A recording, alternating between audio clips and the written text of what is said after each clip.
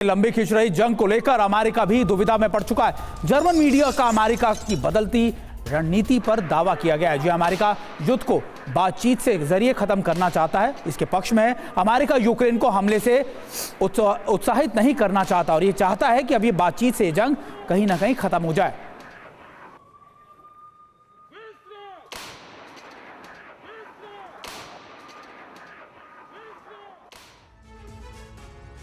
और चलिए भाई ये समझते हैं कि जर्मन मीडिया के दावे के पीछे की वजह क्या हो सकती है। कुछ सवालों के जरिए इस दावे की वजह को समझने की कोशिश करते हैं। तो क्रीमिया पर हमले के क्या खिलाफ है नेटो को अपने ठिकानों पर रूसी हमले का क्या डर है, ये एक अहम सवाल है।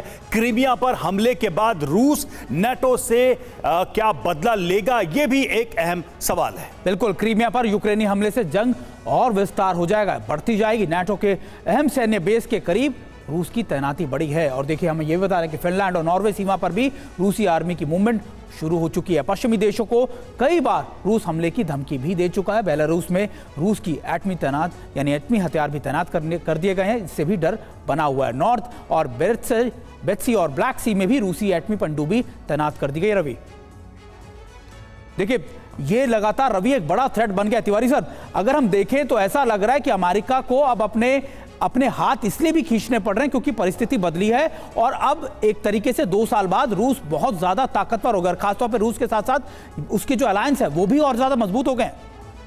सुमित देखो, इसमें 2 कारण है। जैसे आप अभी डिस्कस कर रहे थे कि हो सकता है कि नाटो के जो देश हैं, छोटे छोटे देश हैं, उनको भी अपना डर है, इसकी चांसेस काफ़ी आई हैं। लेकिन दूसरी बात ये कह रहा हूँ कि मतलब कि नाटो या अमेरिका का जो उद्देश्य था पहले रशिया को कमज़ोर करना और यूक्रेन को बर्बाद करना। यूक्रेन तो बर्बाद हो ही चुका है। अब इसके अलावा जो अटैक कर रहे थे कि आपने कहा किसी को हम फोर्स दें और चाहें कि मैं जो चाहूँ वही करें।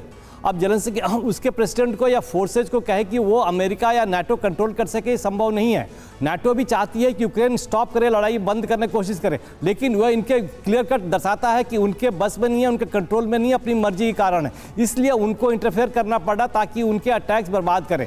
दूसरी बात क्या इसमें कहीं किसी मिडिल ईस्ट में जो तनाव बढ़ रहा है उसका कोई इंपैक्ट देख रहे हैं नाटो? और बता रहा हूं, देखिए जर्मन की देखिए, जर्मनी का हिसाब, जर्मन ने क्लियर किया था कि हमारे जो हम न्यूक्लियर नहीं यूज करेंगे पावर जनरेशन के लिए। तो पिछले विंटर्स में जो सबसे ज्यादा सफर किया वो जर्मनी सफर किया, बिकॉज जर्मन के पास जो गैस और पेट्रोल जो रशिया से आते थे वो आने बंद हो गए, जबकि ये फ्रांस और इंग्लैंड में नहीं था। तो जर्मनी वह सबसे बड़खड़ाया हुआ था, बिकॉज जर्मनी का जो स्टैंड था बहुत क्लियर था। वो उस डर से जर्मनी भी अभी प्रीएम्प्ट तो करना बहुत जरूरी है। विंटर्स फिर से आ गई हैं, नाटो में भी ब्रेक हो रहा है, तो ये करना, ये आगे बल्कि बातें करना कि बिकॉज ये रशिया को हमें फंसाए रखना हमारी इंटरेस्ट में नहीं है, यूरोप के नाटो के किसी देश में नहीं है, जहां तक उनका एम था। ये युद्ध जितना लंबा खिंचा है इसका दबाव यूरोपियन कंट्रीज पे, यूरोपियन यूनियन के देशों पर भी दिख रहा है, नाटो कंट्रीज पर भी दिख रहा है।